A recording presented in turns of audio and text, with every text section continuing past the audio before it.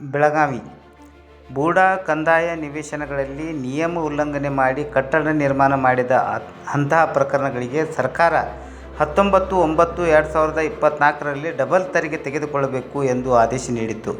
ಆದರೆ ಆ ಆದೇಶ 1 ವರ್ಷಕ್ಕೆ ಮಾತ್ರ ಸೀಮಿತವಾಗಿತ್ತು. ಆದರೂ ಕೂಡ ಮಹಾನಗರ ಪಾಲಿಕೆ 2024-25ರಲ್ಲಿ ತೆರಿಗೆ ಸಂಗ್ರಹ ಚಾಲ್ತಿಯಲ್ಲಿರುವುದನ್ನು ತೀವ್ರವಾಗಿ ವಿರೋಧಿಸಿ ಪಾಲಿಕೆ ನಾಮನಿರ್ದೇಶನ ಸದಸ್ಯ ಡಾಕ್ಟರ್ ದಿನೇಶ್ ನಾಶಿಪುಡಿ ಇಂದು ಮಹಾನಗರ ಪಾಲಿಕೆ ಆಯುಕ್ತ ಚೇಂಬರದ ಎದುರುಗಡೆ ಚಾಪೆ ಹಾಸಿ ಕುಳಿತುಕೊಂಡು ಪ್ರತಿಭಟನೆ ನಡೆಸಿದರು.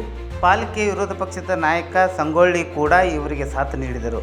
ಘಟನೆ ಸ್ಥಳಕ್ಕೆ ಆಯುಕ್ತರು ಬಂದು ಸದಸ್ಯರನ್ನು ಮನವೊಲಿಸಲು ಪ್ರಯತ್ನಿಸಿದರೂ ಕೂಡ ಡಾಕ್ಟರ್ ನಾಶಿಪುಡಿ ಆಯುಕ್ತರಿಗೆ ತೆರಿಗೆ ಆದೇಶದ ಹಾಗೂ ನಡೆಯುತ್ತಿರುವ ಅಂತಹ ಘಟನೆಗಳ ಕುರಿತು ವಿವರಿಸಿದರು.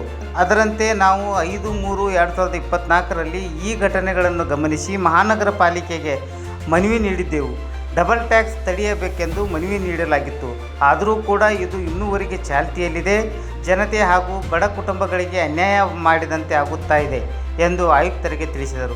ಇದೇ ಸಂದರ್ಭದಲ್ಲಿ ಆಯುಕ್ತರು ಸಂಬಂಧಪಟ್ಟ ಅಧಿಕಾರಿಗಳನ್ನು ಕರೆಸಿ ಸ್ಥಳದಲ್ಲೇ ಈ ವಿಷಯದ ಕುರಿತು ಪರಿಶೀಲನೆ ನಡೆಸಿದರು.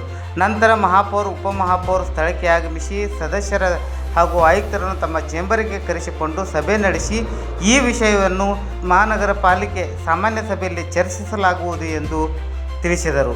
ವರದಿ ರತ್ನಾಕರ ಗೌಂಡಿ, ಮಹಾನಗರ ಪಾಲಿಕೆ, ಬೆಳಗಾವಿ.